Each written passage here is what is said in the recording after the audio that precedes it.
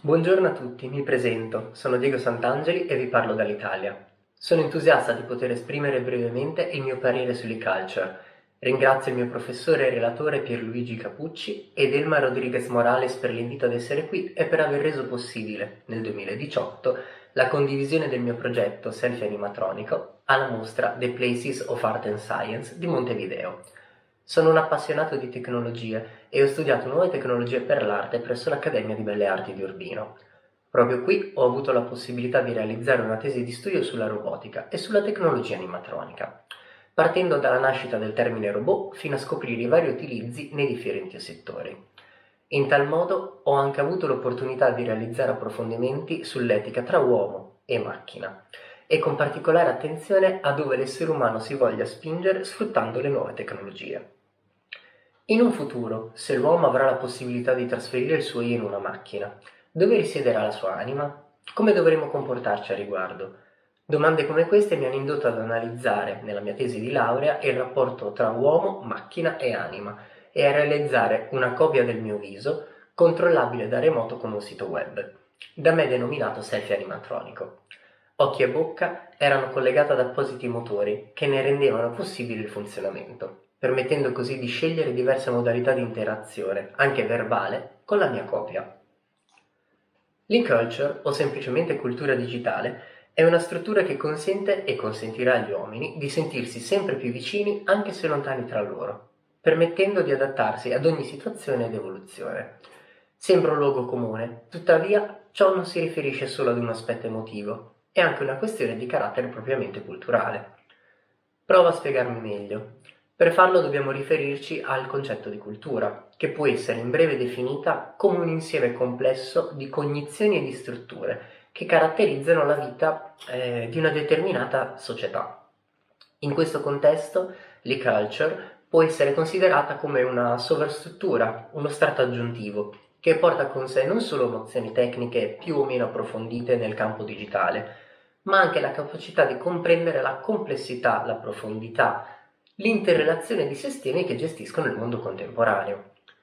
Di conseguenza, essa dispone del potenziale per favorire una migliore comprensione e connessione con la propria cultura, ma anche per incoraggiare una maggiore unione a livello mondiale, inducendo sia ad accettare la diversità di ogni essere umano, che a identificarsi sempre più come un'unica società globale, riducendo quelle che sono le barriere culturali. Attenzione però a non cadere nell'errore di accomunare le competenze digitali e la cultura digitale.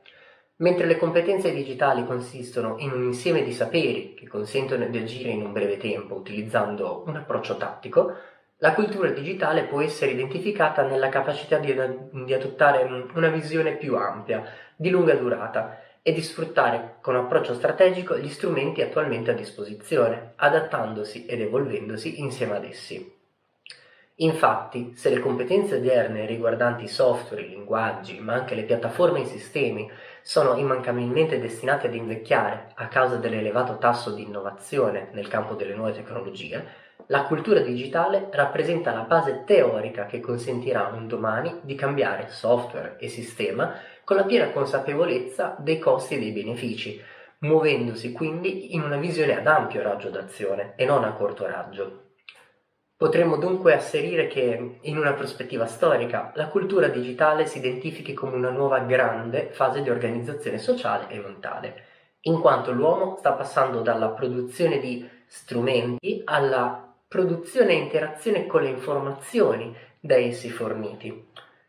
Ma prendiamo un esempio dalla storia. Nell'antichità le civiltà umane hanno agito attraverso una cultura artigianale e dialettica. Era legata alle botteghe e alla produzione, che era incentrata in rapporti ravvicinati tra diversi soggetti sociali. In seguito si è poi sviluppata la cultura industriale, che è caratterizzata da rapporti gerarchici, dove il sapere principalmente era trasmesso in forma scritta, da istruzioni e procedure, che hanno portato all'organizzazione delle filiere produttive. È quindi una fase fortemente legata a quello che è il modello di produzione di una fabbrica. La cultura digitale, invece, compie un'evoluzione, diciamo, incredibile. Come già accennato, infatti, ci stiamo spostando verso la produzione di informazioni e non di prodotti, e il tutto è caratterizzato da rapporti e interazioni decentrate, dove la trasmissione del sapere avviene in maniera reticolare. Infatti ad oggi viene data, come dire, per scontata l'opportunità di cercare qualsiasi cosa online, ma in realtà è una vera e propria rivoluzione che stiamo vivendo sulla nostra pelle. Basti pensare che per esempio il World Wide Web, o Internet come noi oggi lo conosciamo, è nato nel 1991 e in poco più di 30 anni abbiamo assistito a molteplici rivoluzioni tecnologiche, culturali e sociali. In tal senso è dunque possibile affermare che la cultura digitale si pone a un livello superiore, che unisce le precedenti fasi produttive. Artigianato e industria quindi non scompariranno, ma saranno obbligate a riconfigurarsi e ad evolversi attraverso il digitale, avvicinando gli uomini e le loro conoscenze, a prescindere da quale parte del globo si trovino e in quale settore stiano operando, che sia economia, arte, politica, eccetera, eccetera. Ad oggi, due punti chiave rendono particolarmente evidente tale evoluzione e l'ingresso di questa rivoluzione digitale: un nuovo concetto di spazio e la presenza delle intelligenze artificiali. In relazione al nuovo concetto di spazio, il digitale dipende sempre meno dalle postazioni fisse, come il computer e l'ufficio, che hanno caratterizzato e condizionato quella che è la nascita e la loro prima diffusione, e acquista maggiore mobilità, prima con i laptop e poi con gli smartphone, che a loro volta hanno subito un'ulteriore evoluzione. Da strumenti di comunicazione sono divenuti dei veri nuovi terminali mediatici e lavorativi. Quindi attualmente non solo abbiamo la possibilità di agire su uno spazio fisico caratterizzato da rapporti di vicinanza e presenza, ma anche su uno spazio di flussi, ovvero il contesto virtuale, di rete, dove le relazioni interpersonali avvengono in assenza e a distanza, un fenomeno che è stato anche fortemente accelerato dalle restrizioni della recente pandemia. Per quanto riguarda invece la presenza dell'intelligenza artificiale, essa può essere considerata come un modello da affiancare all'intelligenza umana, rendendola suo pari e permettendole di crescere e di collaborare assieme per scoprire e risolvere nuove problematiche che possono affliggere l'umanità. Oggigiorno parlare di intelligenza artificiale sembra quasi la normalità. Eppure siamo passati da un modello di apprendimento che per l'uomo sembrava fantascienza, irraggiungibile e finto, alla realtà. Basti pensare che ChatGPT, il famoso chatbot sviluppato da OpenAI, è stato presentato al pubblico a novembre del 2022 e in un anno non solo ha portato molti a parlare di intelligenza artificiale nel concreto, ma sta anche rivoluzionando il nostro modo di vivere il concetto di lavoro affiancato dall'intelligenza artificiale. L'ultimo grande caso è stata, la comunicazione rilasciata da OpenAI e Axel Springer, un gruppo editoriale tedesco, dove ci viene indicata la volontà di collaborare per far crescere ChatGPT. In questo caso il bot potrà leggere e avere accesso a tutti gli articoli disponibili, anche quelli a pagamento, per imparare a rielaborare i dati e richieste degli utenti, con una limitazione: citare le fonti. In questo modo viene salvaguardata anche la proprietà intellettuale dei giornalisti.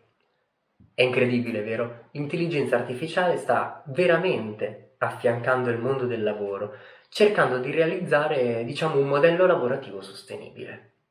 Dunque l'uomo sta vivendo una nuova rivoluzione che si basa sull'interconnessione, su una nuova concezione di spazio e sull'uso consapevole di nuovi strumenti, tra cui l'intelligenza artificiale. Tale consapevolezza porta quindi con sé la capacità di comprendere la complessità, la profondità e l'interazione di sistemi che gestiscono il mondo contemporaneo e di usare, con la piena consapevolezza, i suoi apparati, muovendosi quindi in una visione ad ampio raggio d'azione e incoraggiando una maggiore unione a livello mondiale, inducendo sia ad accettare la diversità di ogni essere umano che identificarsi sempre più come una società globale. Ecco, questa è l'e-culture.